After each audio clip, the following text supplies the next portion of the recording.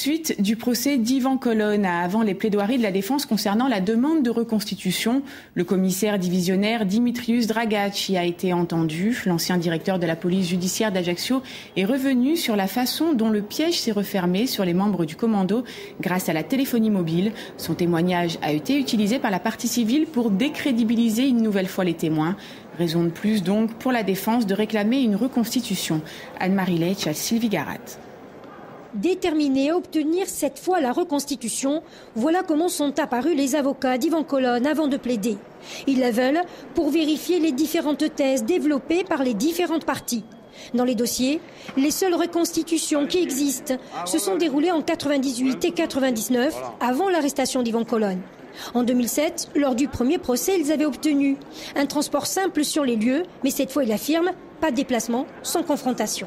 Nous, on voudrait bien aller sur place et puis positionner les uns et les autres au regard de ce que les témoins ont dit. Et on devrait tous être d'accord là-dessus, même la partie civile.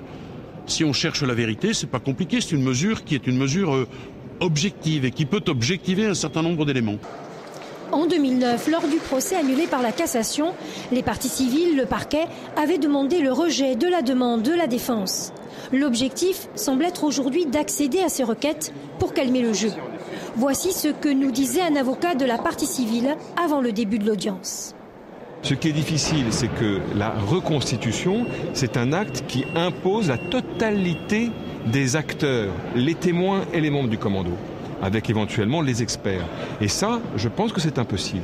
Un transport sur place, demandé par la défense, il n'y a aucune raison de s'y opposer. La requête commence à peine à être examinée car l'audience a été émaillée d'incidents. Le plus dur a opposé Maître Baudelot et Éric Dupond-Moretti. Madame Erignac est indignée de voir toujours attaquer l'enquête et l'instruction, a indiqué son avocat. En regardant Madame Erignac, Éric Dupond-Moretti a alors eu cette phrase. Madame Erignac n'a pas tous les droits, j'ai de la compassion.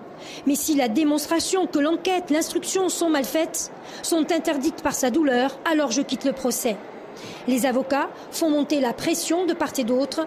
Pour la première fois, l'enjeu de ce troisième procès apparaît. Et la requête concernant la demande de reconstitution sera examinée ce soir par la Cour.